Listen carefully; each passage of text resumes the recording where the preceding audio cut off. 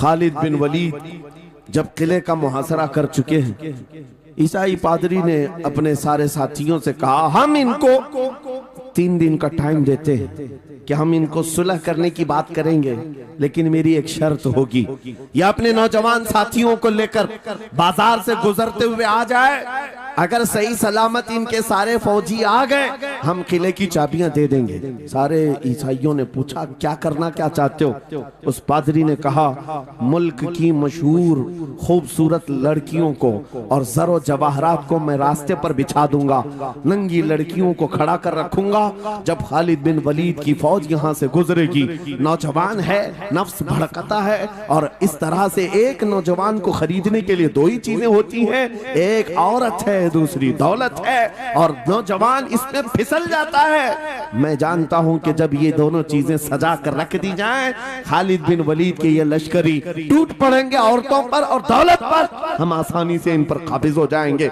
सबने वाह वाह किया, तालियां बजाई, और पादरी आकर खालिद बिन वलीद से कहता है, हम आपसे लड़ना नहीं चाहते, हम आपसे मुकाबला नहीं करना चाहते, आप 3 दिन के बाद अपने लश्करियों को लेकर इस बाजार से गुजरते हुए आ जाइए, सही सलामत अगर आप पहुंच गए तो किले की चाबियां आपके हवाले कर दूंगा। तवज्जो, खालिद बिन वलीद ने कहा, मंजूर है, ये शर्त मैं इत्तेफाक करता हूं। वापस आया, अपने साथियों से कहा, जंग नहीं करनी है, लेकिन एक ही शर्त उन्होंने रखा है, 3 दिन के बाद इस बाजार से गुजर कर हमें जाना है, लेकिन कोई ना कोई हरबा तो होगा, कोई ना कोई साजिश तो होगी, हर चीज के लिए तैयार रहना।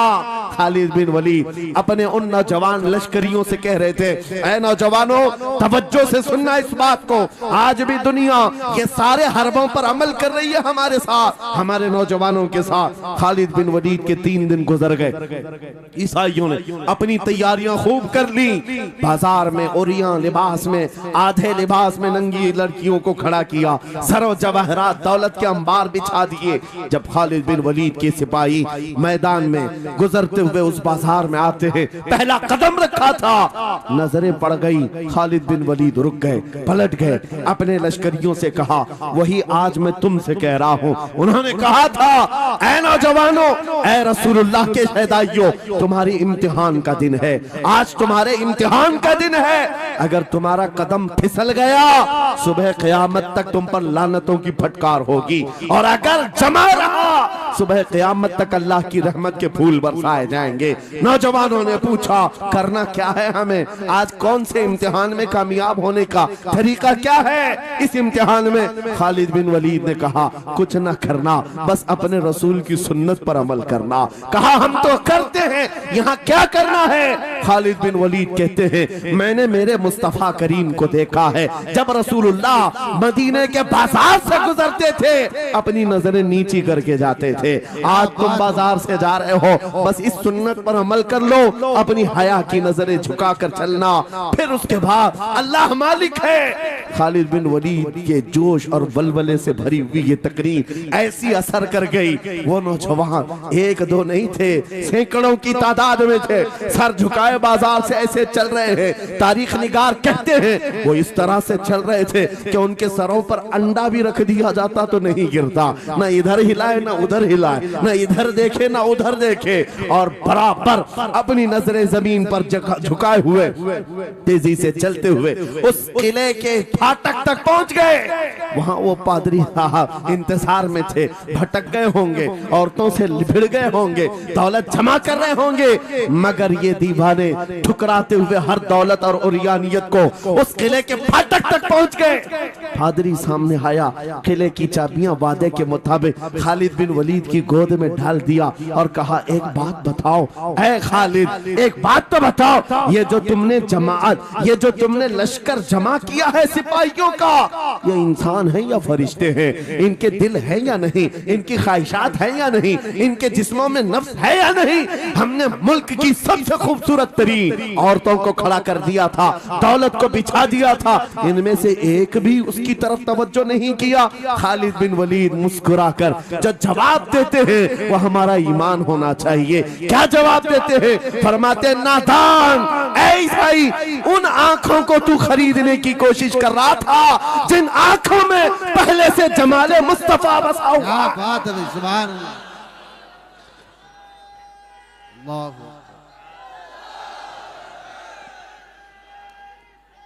या रसूल।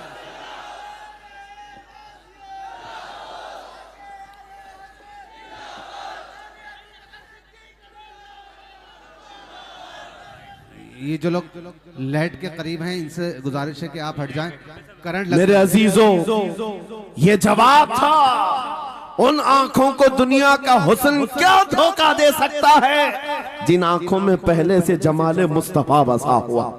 और तारीख ने बार बार ये गुमराह करने की कोशिशें की, एक बार नहीं, दो बार नहीं।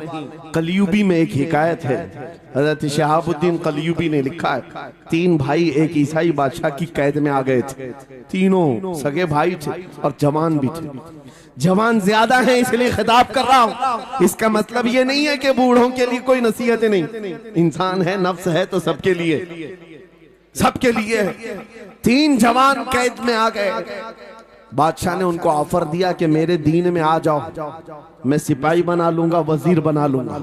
मगर वो रसूलुल्लाह के गुलाम थे, मेरे आका के शहदाई थे। कहा इतनी आसानी में तो हम दीन नहीं बेच सकते।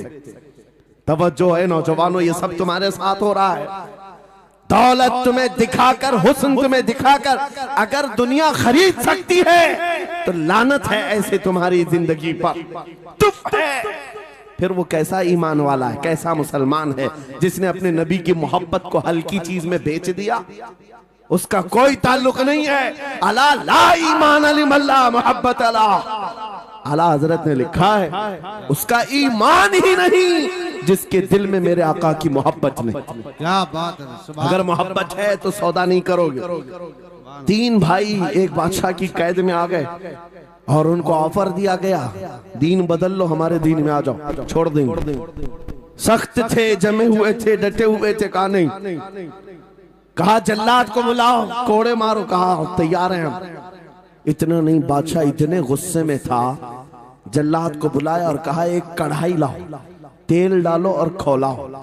तेल डाल करके खौलाया गया। जब तेल खोलने लगा, इन तीनों में से बड़े भाई को उठाकर तेल में डाल दिया। चलते हुए तेल के अंदर जब उस नौजवान को डाला गया तो फौरन दम जदन में रूह निकल गई, शहीद हो गई। 2 भाई देख रहे हैं, अपने बड़े भाई की मौत देख रहे हैं। ये हालात आ गए, ये बातें याद रखना। थोड़ी देर के बाद बादशाह ने दूसरे से कहा अब बताओ तुम्हारा क्या इरादा है। दूसरे ने कहा अब तो और भी तुमने सख्त कर दिया इम्तिहान, हम तो अपने नबी को धोखा नहीं दे सकते और ना ही मेरे शहीद भाई को। बादशाह ने दूसरे को उठाया और तेल में डाल दिया, खोलते हुए तेल में डाल दिया। 2 शहीद हो गए। तीसरा जो था वो 22 साल 25 साल के बीच का था। ये भरी जवानी है, अंगारा होता है। हर नौजवान को ये लगता है कि ये दिन हमारे ऐश के हैं। दुनिया में जहां चमकती हुई चीज को देखता है दिल दे बैठता है, माँ बाप से भाग जाता है, घर बार को छोड़ देता है, उसको हर अच्छी चीज बुरी लगने लग जाती है। ये उम्र बड़ी खतरनाक मंजिल पे आ जाती है नौजवानों, जो इस उम्र में बच गया इंशाअल्लाह वो आगे भी बच जाएगा, आगे भी बच जाएगा। 22 साल का खड़ियल जवान है जिसके सामने उसके 2 भाइयों को खोलते हुए तेल में डाला गया। उसकी कैफियत क्या होना चाहिए? अब पूछा गया तुम्हारा क्या इरादा है? कहा इस तरह तुम 100 बार भी तेल में डालोगे तो मैं यही कहूंगा मेरा रसूल मोहम्मद सुभान अल्लाह सल्लल्लाहु अलैहि वसल्लम, हमारे आका मोहम्मद सल्लल्लाहु अलैहि वसल्लम है, मैं यही कहूंगा। बादशाह इतने गुस्से में था, कहा कि इसको चीर दो, इसको काट दो। वजीर था बादशाह का चालाक, उसने कहा इसको कत्ल कर देने, मार देने से कुछ होगा नहीं, मुझे 1 महीने का टाइम दे, इसको चेंज करके लेके आऊंगा, अगर नहीं लाया तो मेरी जिंदगी दांव पे लग जाए। बादशाह ने कहा ले जाओ, 1 महीने का टाइम है, इसको बदल करके लाओ। वजह यह थी कि उस वजीर के घर में बड़ी खूबसूरत लड़की थी जिसके रिश्ते के लिए बड़े बड़े बादशाहों के शहजादों के पैगामात आते थे। वजीर ऐसा था कि इस एक नौजवान पर अपनी पूरी मेहनत सर्व करना चाहता था। घर लाया, कमरे में रखा, अच्छी ग़िज़ाएं दी, कहा मैं तुझे मारना नहीं चाहता, कुछ नहीं, तू अपनी अपनी जिंदगी में मस्त रहे। उस नौजवान ने कहा ठीक है। उसके बाद अपनी बेटी को लगा दिया, ए बेटी तेरे पास तेरे बाप को बचाने के लिए एक ही काम है, इस जवान का दिल जीत करके ले आ, बादशाह से जो चाहे तुझे दिला दूंगा। उस लड़की ने कहा ये तो चुटकी का काम है मेरा। जिसके पास हुस्न होता है उसे ऐसा लगता है हर किसी को अपने दामे फरेब में फंसाएगी। इतना आसान नहीं है, हर कोई लट्टू नहीं होता। रात को जब ये लड़की आती, नौजवान मुसल्ला बिछाता, सजदे में चला जाता और वो खड़ी रहती बैठी रहती, खड़ी होती बैठी होती, रात गुजर जाती, वो ओंग ओंग कर चले जाती। कितने दिन हो गए, रोजाना वो बात तक नहीं करता, सर तक नहीं उठाता, उसका सजदा लंबा ही होता चला जाए। जब वो चली जाए सजदे से उठ जाए। महीना गुजरने को आया, तंग आ गई, कहा उस जवान को, ए नौजवान, ए पत्थर दिल के लड़के, जरा उठकर एक बार मुझे देख तो ले। मेरे हुस्न को देखने के लिए बादशाहों के शहजादे बेचैन रहते हैं, बड़े बड़ी जगहों से मेरे निकाह के पैगामात आते हैं, मगर मेरे बाप की इज्जत की सलामती के लिए मैं तेरे साथ लगी हूँ। क्या बात है, तुझे गुरूर कितना है, मुझे देखता क्यों नहीं? नौजवान ने सर उठाए बगैर कहा, बस तू अपने मकसद में कामयाब नहीं हो सकती, वापस चली जा, इसलिए कि इन आंखों में एक ही हुस्न बस रहा है, वो आमिना के लाल का हुस्न है। क्या बात है, नारे तकबीर। बस वो एक हुस्न बसा हुआ है बहुत और उस हुस्न को धोखा नहीं दिया जा सकता। सुभान अल्लाह। वो खातून के दिल में, उस लड़की के दिल में ऐसी हैबत तारी हो गई, ऐसी हैबत तारी हो गई, कपकपाने लग गई और खड़ी होकर कहने लगी, मैं दिल से गवाही देती हूँ कि तू भी सच्चा है, तेरा दीन भी सच्चा। सुभान अल्लाह, सुभान अल्लाह। उठ जा, मुझे आजाद कर इस तमाम वाहियात जिंदगी से, मैं तेरे साथ आने को तैयार हूँ, तेरे दीन में भी और तेरे निकाह में भी। नौजवान खड़ा हुआ, कहा कि ये ईमान लाई हुई है। उस खातून ने कहा, मैं तेरी बेड़ियां खोलती हूँ, मैं यहाँ से जाने का रास्ता फराहम करती हूँ। दुनिया जिसको फंसाने के चक्कर में थी, अक्सर ये देखा गया है वो खुद अपनी गर्दन मुस्तफा के कदमों में देने को तैयार। क्या बात है। शर्त इतनी है कि मोहम्मद से वफा तूने तो हम तेरे हैं, ये जहां चीज है क्या अल्लाह कलम तेरे हैं। सुभान अल्लाह। सब तुम्हारा हो सकता है, सब तुम्हारा होगा, बस जिंदाबाद, मरहबा। मेरे अजीजों, अब सुनो आगे की बात। कलियू भी फरमाते हैं, इन जवानों की हिकायत क्यों सुना रहा हूं, ये आने वाले हालात, आने वाले हालात हैं। कहते हैं रात की तन्हाई में उस खातून ने उस नौजवान की बेड़ियां खोल दी, हुजरे का दरवाजा खोल दिया और उसको लेकर के निकल गई। कहा रास्ता मैं बताती हूँ, सल्तनत की सरहदें मैं उबूर कराती हूँ, फिर तेरी मर्जी, अगर मुझे साथ रखना है तो ले चल अपने दयार में, या फिर छोड़ना है तो छोड़ दे। उस नौजवान ने कहा कि ठीक है साथ चलो। रात के वक्त ये दोनों तन्हा साथ चल रहे थे। ये भागे हुए लोग नहीं है, ये ईमान पर इस्तिकामत वाले लोग, सुभान, ये हुस्न पर फिदा होने वाले लोग नहीं। रात के वक्त जब चल रहे थे, आधी रात गुजरी हुई थी, अचानक घोड़ों के दौड़ने की आवाज आई। बहुत अहम बात कर रहा हूं, घोड़ों के टाप की आवाजें आने लग गई। अब ये दोनों डर करके एक दरख्त के पीछे छुप गए। उन्हें लगा बादशाह को खबर हो गई, बादशाह ने हमें पकड़वाने के लिए पूरी फौज भेज दी है। वजीर को भी पता चल गया होगा, ये डरे सहमे हुए दरख्त के पीछे छुपे हुए थे कि अब क्या होगा इसके बाद। घोड़ों के दौड़ने की आवाज कम होती गई, कम होती गई, और इनके दरख्त के आगे आकर सारे घोड़ों की आवाज रुक गई, सब रुक गए।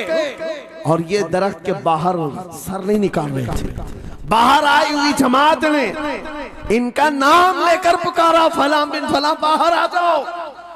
ये नौजवान कहता है जब मैं बाहर आकर देखा, ये बादशाह की फौज नहीं थी, इसके दोनों शहीद भाई पूरी जमात के साथ घोड़ों पर सवार हैं। सुभान अल्लाह। जिनको बादशाह ने खोलते हुए तेल में डाला था, वो घोड़ों पर सवार आ रहे हैं। नौजवान देख करके हक्का बक्का रह गया। पूछा भाईजान आप कैसे आए, आप कैसे आए?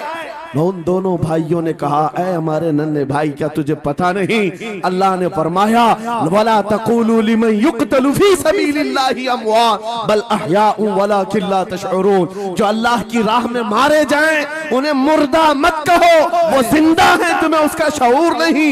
ये सिर्फ तू हमें देख रहा है, पहचान रहा है। तुझे पता है ये जो जमात हमारे साथ आई है आम लोगों की नहीं, ये बदर खंदक के सहाबा की जमात है। सुभान अल्लाह, सुभान अल्लाह, बहुत अच्छा या रसूल अल्लाह, मरहबा।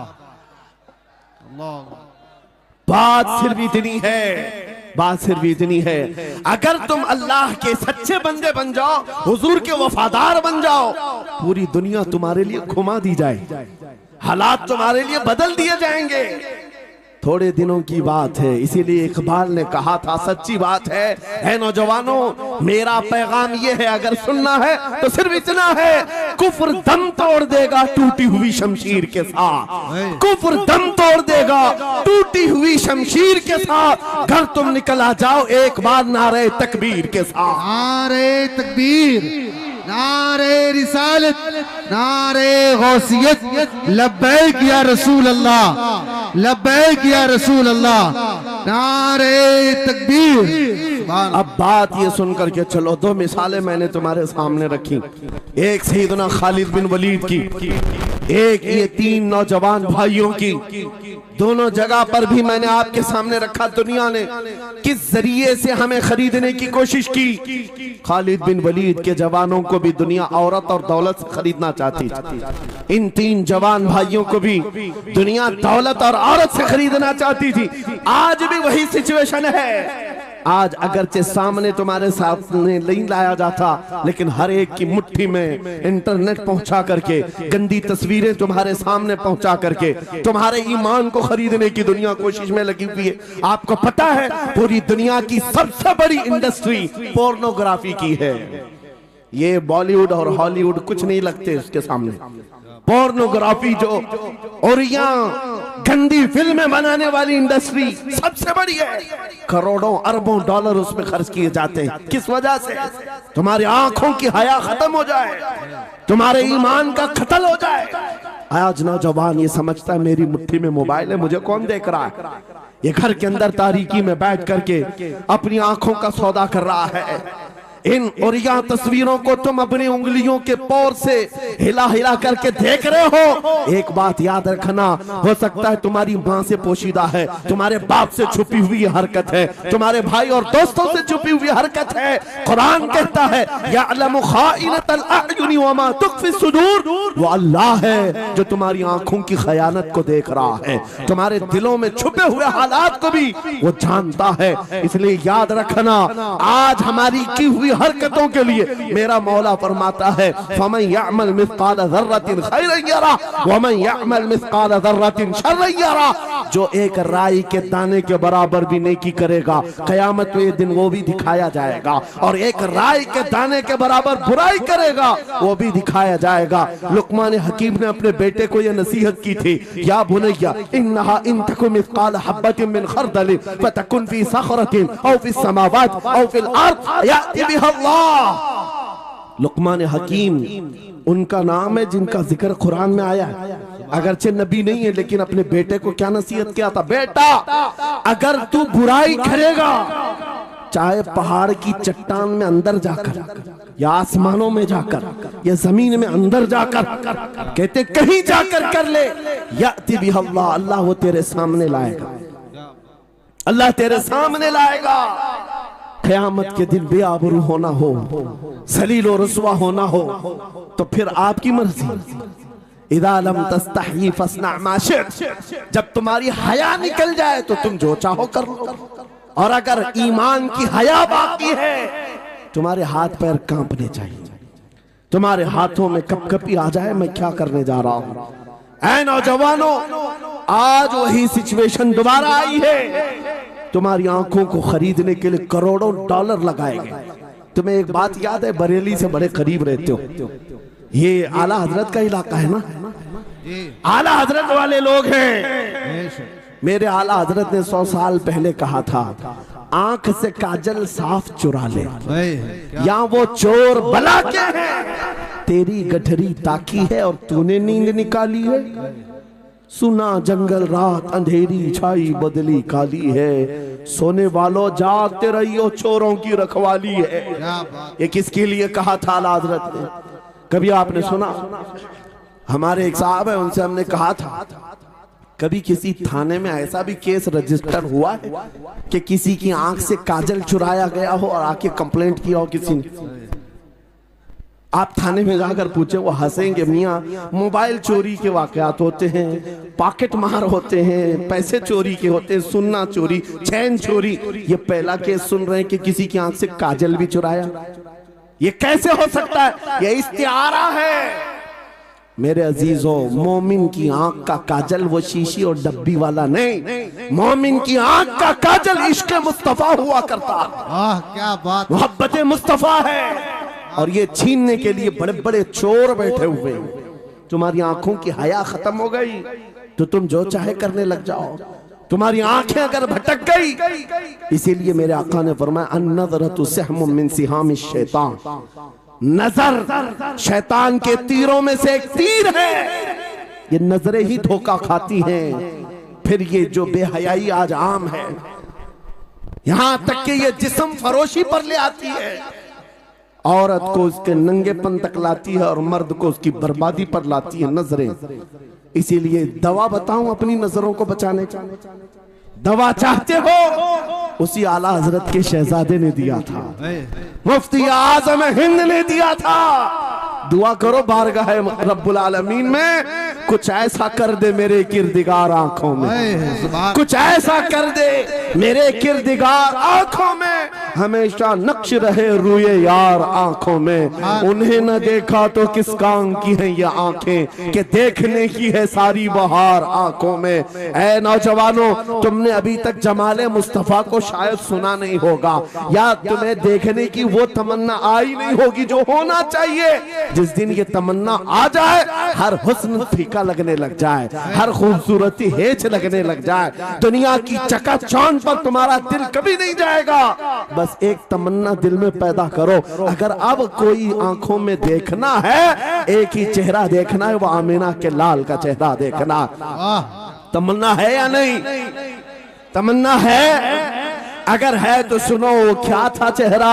हजरत जाबिर बिन समुरा कहते हैं, एक दिन मैं अपने घर से निकला, मस्जिद नबवी के पास आया, 14वीं रात थी, चांद आबोताब के साथ निकला हुआ था। हजरत जाबिर बिन समुरा कहते हैं, मैं मस्जिद नबवी के करीब आया, इसी वक्त मेरे आका सल्लल्लाहु अलैहि वसल्लम अपने घर से बाहर निकल रहे थे। आपके जिस्म अतहर पर सुर्ख जुब्बा था और अमामा शरीफ था। हजरत जाबिर कहते हैं, कभी मैं रसूलुल्लाह की तरफ देखता था और कभी 14वीं के चांद की तरफ देखता था, कभी इधर देखो कभी उधर देखो। यह हदीस पाक में है। वो सहाबी कहते हैं, मैं ये दिल में सोच रहा था, उस चांद को ज्यादा हसीन कहूं या इस चेहरे को ज्यादा हसीन कहूं। इसी असना में मैं इधर उधर देख रहा था, फिर दिल ने ये फैसला कर लिया जिसको शायर ने कहा है, चांद से तशबीह देना ये भी क्या इंसाफ है, चांद में तो दाग है, हजरत का चेहरा साफ है। नारे तकबीर, नारे रिसालत, नारे गौसियत, फैजाने सरकारे मदीना, इस्लाहे मुआशरा कॉन्फ्रेंस, मुफ्ती सलमान हजरी साहब किबला। सुबह नौजवानों, तुम्हारे बुराइयों से बेहयाइयों से बचने के लिए एक ही रास्ता है, नजरों में अपने दिल में बसा लो उस जमाले मुस्तफा को।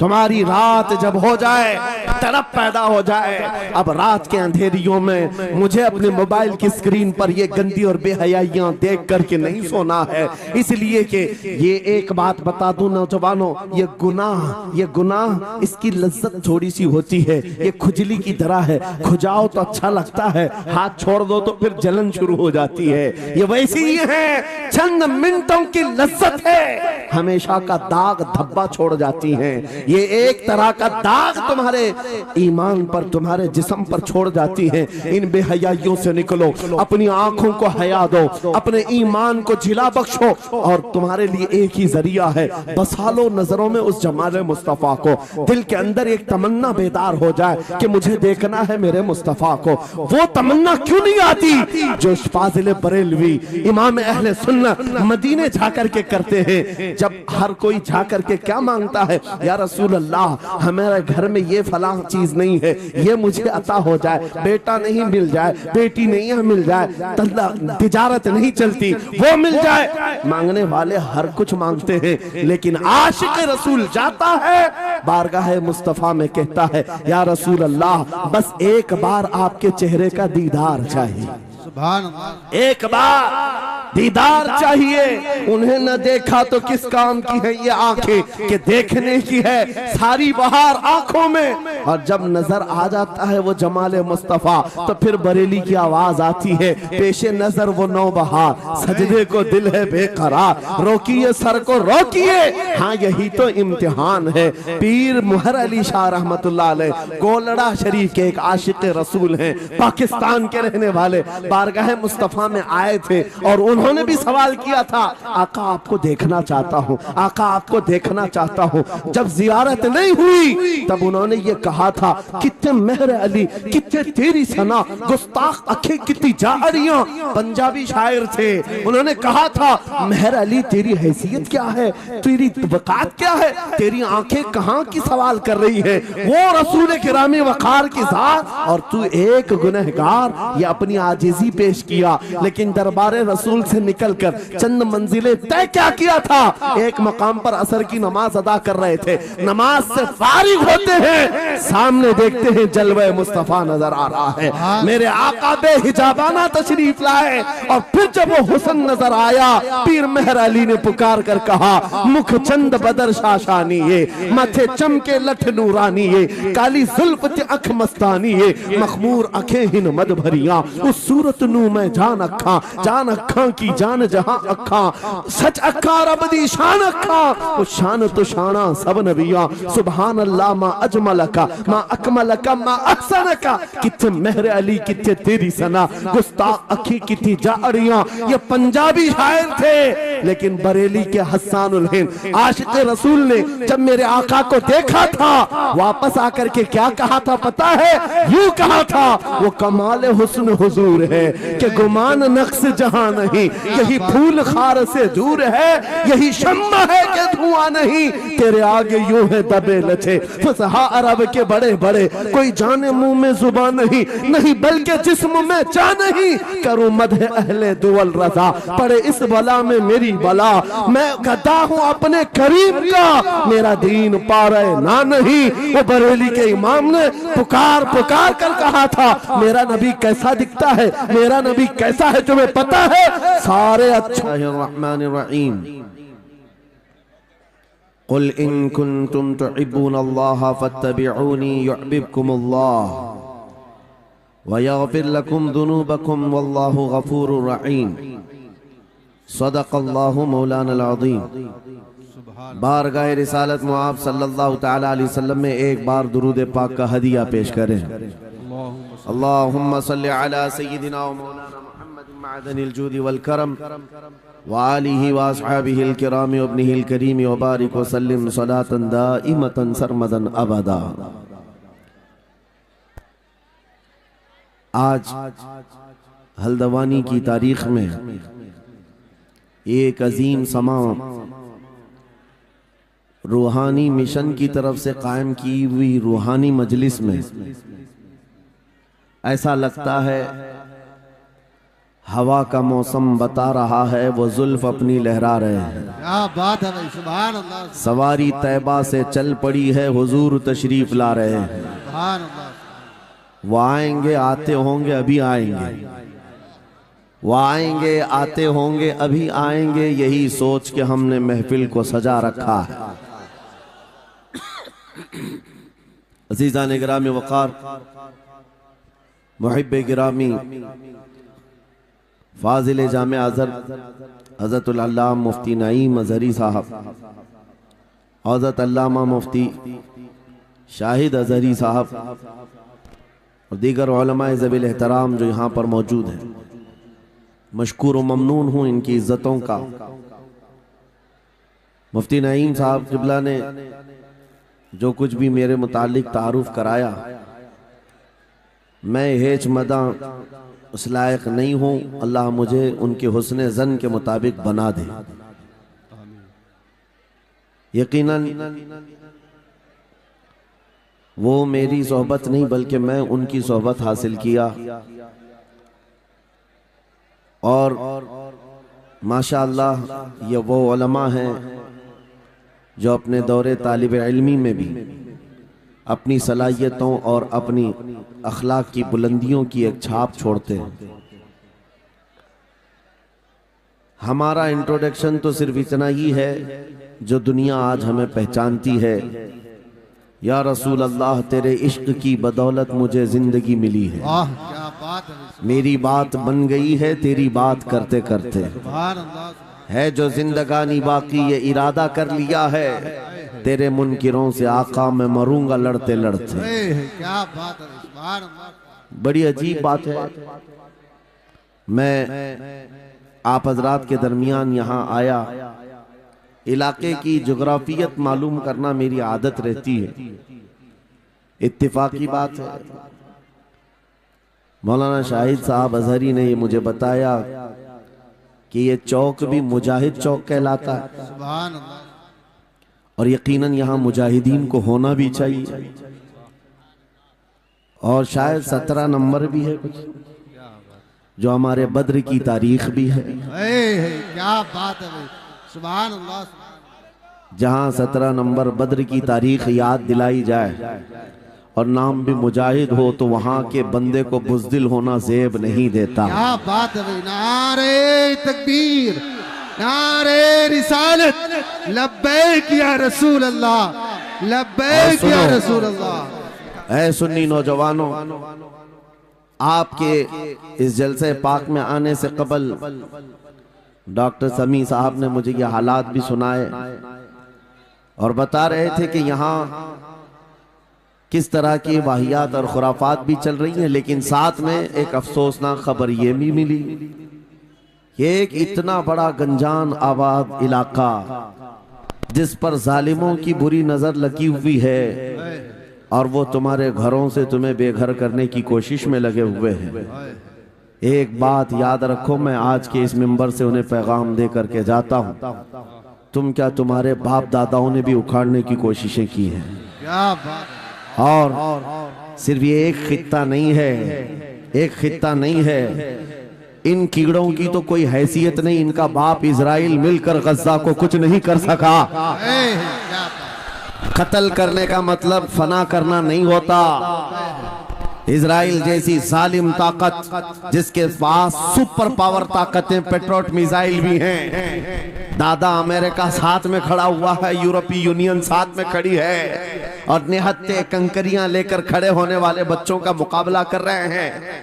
और एक दो नहीं 10,000 से ज्यादा कत्ल भी कर डाले, बच्चों को मार भी दिया, लेकिन पेट नहीं भरा, डर खत्म ही नहीं हुआ। वो डर अभी भी खत्म नहीं हुआ।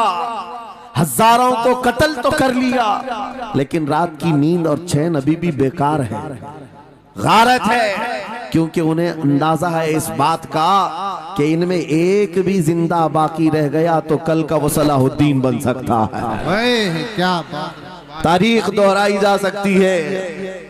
तुम्हारे इलाकों को उखाड़ फेंकने और इसको बेघर करने की एक ही साजिश होती है कि ये गुलामाने उम्मत मुहम्मदिया में रसूल पाक सल्लल्लाहु ताला अलैहि वसल्लम की इस उम्मत में कोई शेर बेदार ना हो जाए, वरना कुत्तों की नींद हराम करके रख देगा।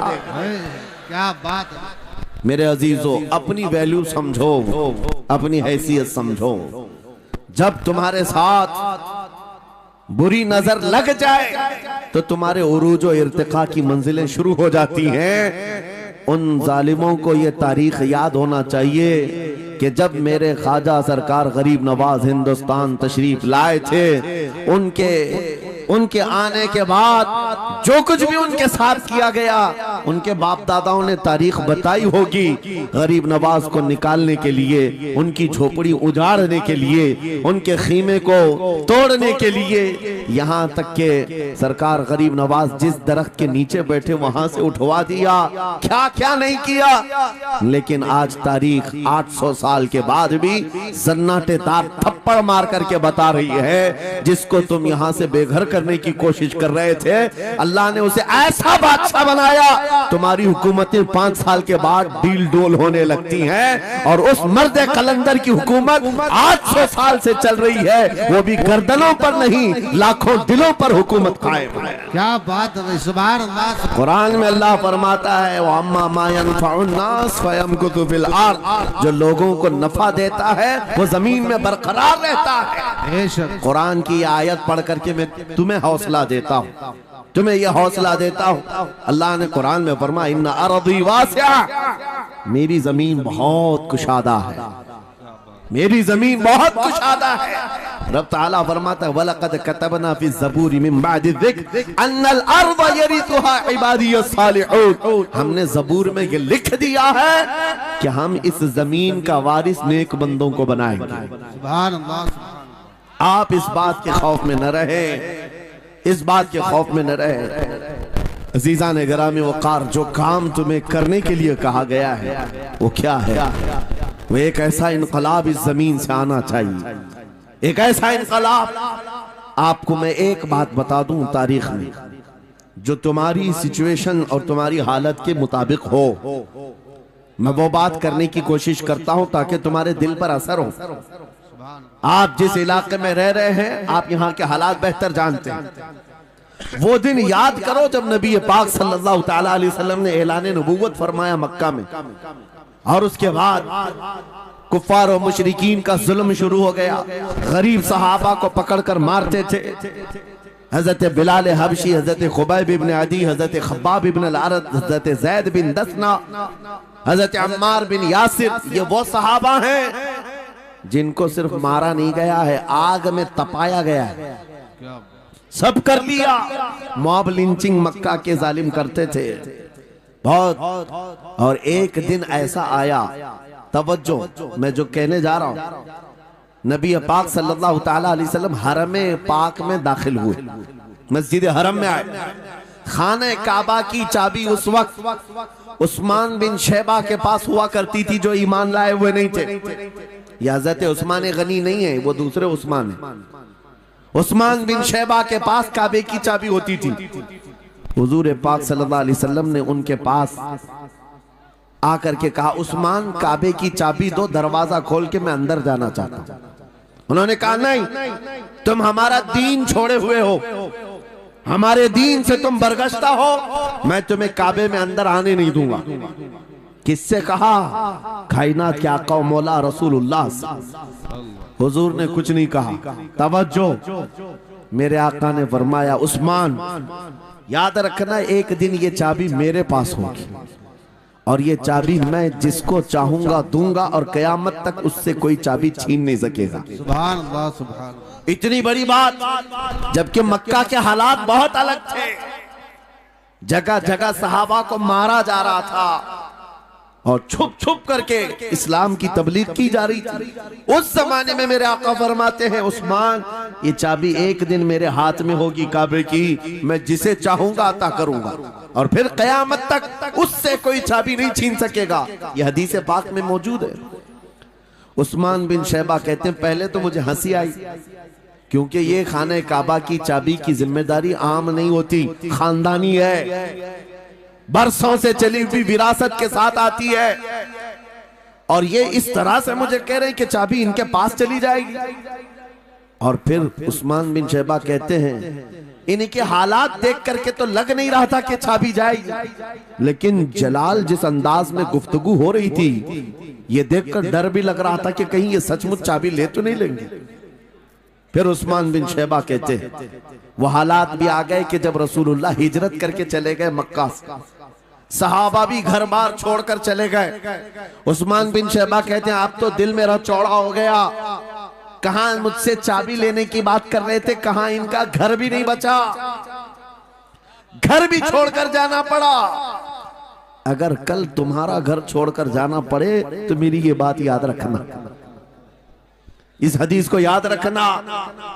हुजूर पाक हिजरत करके चले गए, सहाबा भी अपने घर बार सब छोड़कर मदीने चले गए। उस्मान बिन शैबा कहते हैं अब तो मेरा सीना चौड़ा था, कहां ये चाबी की बात करते थे, कहां अपना घर भी नहीं रख सके।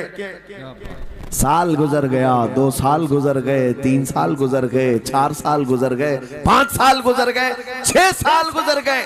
हिजरत के बाद फिर वो दिन आ गया जब नबी पाक सल्लल्लाहु अलैहि वसल्लम 10,000 सहाबा के साथ 20 रमजानुल मुबारका को मक्का में फातह मक्का बनकर दाखिल हो रहे हैं। सुभान अल्लाह, सुभान अल्लाह। 6 साल के बाद वापस ही है जब हुजूर तशरीफ लाए। मक्का की गलियों में अब मुकाबला करने की किसी की हिम्मत नहीं थी, ताकत नहीं थी। हुजूर पाक जैसी हरम मक्का में दाखिल होते हैं, सारे इधर उधर छुप करके भाग रहे थे जिन्होंने जुल्म किया था अपने दौर में। कोई इसके घर भाग रहा है, कोई उसके घर भाग रहा है। वो दिन आएगा, याद रखो, वो दिन याद रखना।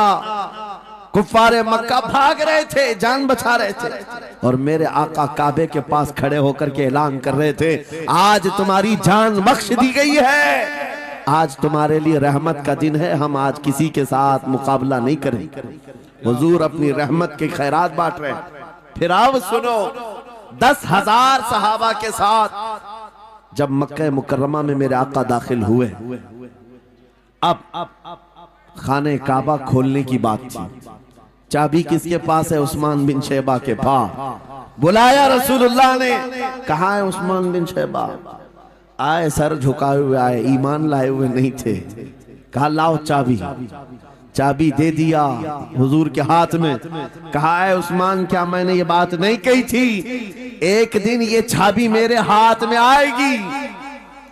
वो सर नहीं उठा सके, सर झुकाए खड़े रहे। मेरे आका ने अपने हाथों से चाबी खोला, खाने काबा का दरवाजा खोला, और वहां से सारे शिर्क व कुफ्र की आलाइशों को पाक किया। फिर उसके बाद चाबी बंद करके, अब सुनो, मेरे आका बाहर आए और फरमाया आज मैं ये चाबी ऐसे आदमी के हाथ में दूंगा जिससे कयामत तक कोई छीन नहीं सकेगा। कितना बड़ा फरमान है मेरे आका का। हुजूर ने जब ये फरमाया तो जो बड़े बड़े सहाबा थे उनके दिलों में ख्वाहिश थी काश चाबी हमें मिल जाए, हमारे खानदान में चलती रहे।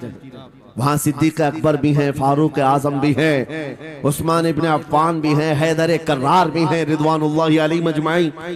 सब सहाबा के दिल में ख्वाहिश थी ये चाबी हमें मिल जाए। मेरे आका सल्लल्लाहु अलैहि वसल्लम ने सबकी तरफ देखा और फिर आयत पढ़ी, इन्नल्लाह यअमुरुकुम अन तुअद्दुल अमानाति इला अहलिहा, बेशक अल्लाह तुम्हें हुक्म देता है अमानत उसके अहल के सुपुर्द कर दो।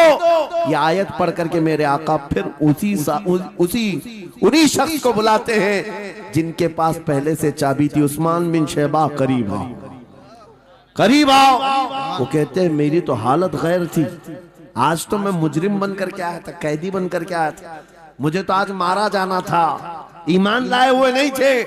हुजूर ने कहा ये चाबी वापस मैं तुमको ही देता हूँ और सुबह कयामत तक ये तुम्हारे खानदान में रहेगी। इतना कहना था, उस्मान बिन शैबा ने पुकार कर कहा ला इलाहा इल्लल्लाह मुहम्मदुर रसूलुल्लाह। क्या बात है, सुभान। मेरे अजीजों, आज भी जाकर देख लेना, दसियों बादशाह आए होंगे, सैकड़ों हुकूमतें बदल गई होंगी, खाने काबा की चाबी आज भी उस्मान बिन शैबा के खानदान में ही मौजूद है। वो सहाबी रसूल। मैं ये हदीस इसलिए आपके सामने अर्ज किया, तुम उस रसूल के उम्मती हो, उस रसूल के उम्मती हो जिन्हें एक बार ललकार करके चैलेंज कर दिया गया था कि काबा की चाबी नहीं देंगे। मेरे आका सल्लल्लाहु अलैहि वसल्लम ने अपने जलाल और जमाल के संगम के साथ ऐलान फरमाया था ये चाबी मेरे हाथ में होगी। आज उस हबीब कायनात रसूल कायनात सल्लल्लाहु अलैहि वसल्लम की उम्मत को मैं ये हदीस सुना करके अर्ज कर रहा हूँ, हालात अगर मक्का जैसे आ गए तो नर्वस मत हो जाना, हमारा घर लुट जाएगा, हमारी चाबियां चली जाएंगी, हमारे कुवाड़ दरवाजे बंद हो जाएंगे। उस नबी को याद करना, आका आपका उम्मती अगर बेघर किया जा रहा है, आपकी तरफ से मदद आ जाए, और आएगी, मेरा यकीन है मदीने से आवाज आएगी। आज ये जालिम कुत्ते अगर तुम्हारा दरवाजा बंद करते हैं, इंतजार करो, इंतजार करो, कुछ देर की खामोशी है, फिर शोर आएगा। आज कुत्तों का वक्त है, कल हमारा दौर आएगा। नारे तकबीर, नारे रिसालत, अज़मते रसूल, शाने रसूल, फैज़ाने औलिया इकराम, फैज़ाने आशिक़े रसूल। बात सिर्फ इतनी है कि हम छोटी छोटी तकलीफों से बिलबिला उठते हैं और हम सबर की तरफ नहीं देखते। हमें हालात आज हिला दिए जाएंगे, झिझोड़ दिए जाएंगे। कुरान पाक में रब ताला फरमाता है, अम हसिबतुम अन तदखुलुल जन्नह वलम्मा यातिकुम मसलुल लज़ीना खलौ मिन क़ब्लिकुम मस्सतहुमुल बअसाउ वद्दर्राउ वज़ुलज़िलू हत्ता यक़ूलर रसूलु वल्लज़ीना आमनू मअहु मता नस्रुल्लाह अला इन्न नस्रल्लाहि क़रीब। मेरा रब फरमाता है, क्या तुम ये सोच कर बैठे हो कि ऐसी ही जन्नत में दाखिल हो जाओगे और पहले वालों को जिस तरह तकलीफें आई तुम्हें नहीं आएंगी? उनको हिला दिया गया था, यहाँ तक कि रसूल ने भी और उनके साथ ईमान वालों ने भी ये कह दिया, ये कहने लग गए अल्लाह की मदद कब आएगी? आगाह हो जाओ, अल्लाह की मदद बहुत करीब है। कुरान की आयत है। तुम अगर ये गुमान करके बैठे हो कि यूं ही जन्नत में चले जाए, हाँ यूं ही हम सारी मंजिलें तय कर लेंगे, जिसका जितना ईमान होगा उतना वो आजमाया जाएगा, उतने इम्तिहानात से गुजारा जाएगा। आज ऐ नौजवानों, तुम्हारे इम्तिहान का वक्त करीब आने वाला है। तुम्हें क्या करना चाहिए? क्या करना चाहिए? इम्तिहान देने के लिए तैयार रहना चाहिए, वरना हवाओं की कीड़े मत बनना। आज हवा उनकी चल रही है तो उनकी जय जय करेंगे, कल इनकी चल रही है इनकी जय जय करेंगे। ईमान वालों की ये मेयार नहीं है। जो ईमान वाला है वो हर आंधी में डटा रहता है, जमा रहता है। खालिद बिन वलीद को याद करो, एक लश्कर लेकर के वो एक इलाके में गए थे। तवज्जो है नौजवानों, हाँ मैं देख रहा हूं बहुत सारे खड़े हुए हैं और बैठे हुए भी हैं। जो जैसा है वहीं जमा रहेगा, क्योंकि ये महफिल रसूल है, महफिल रसूल है। जाहिर सी बात है, खड़े होने वाले वो भी उतना सवाब हासिल करेंगे, बैठे हुए भी। लेकिन कुरान कहता है ला यस्तविल काइदून, यानी बैठे हुए लोग खड़े हुए लोगों के बराबर नहीं होते। खैर, बात यह है कि आप अपना जहन इस तरफ रखें। खालिद बिन वलीद, उस अजीम मुजाहिद की बात कर रहा हूं रदी अल्लाह तआला अन्हु। एक लश्कर लेकर, नौजवानों का लश्कर था, एक ईसाई किले का मुहासरा कर लिया। और किले का मुहासरा करने के बाद अंदर सख्त लोग थे, मुकाबला कर रहे थे, लेकिन किला फतह नहीं हुआ। अब अंदर वालों ने ये मशवरा कर लिया, जो बड़ा राहिब था, पादरी था, कहा ये खालिद बिन वलीद है, इससे लड़ना आसान नहीं है। ये जहां जाता है फतह के झंडे गाड़ कर आता है। उसने जो गुरु घंटाल था सबको जमा किया और कहा मैं एक तरीका ढूंढा हूं, इसके जरिए से इनके ऊपर हम कामयाबी हासिल कर लेंगे। सबने कहा हम इत्तेफाक करते हैं। कहा क्या तरीका है? गुरु ने कहा, पादरी ने कहा,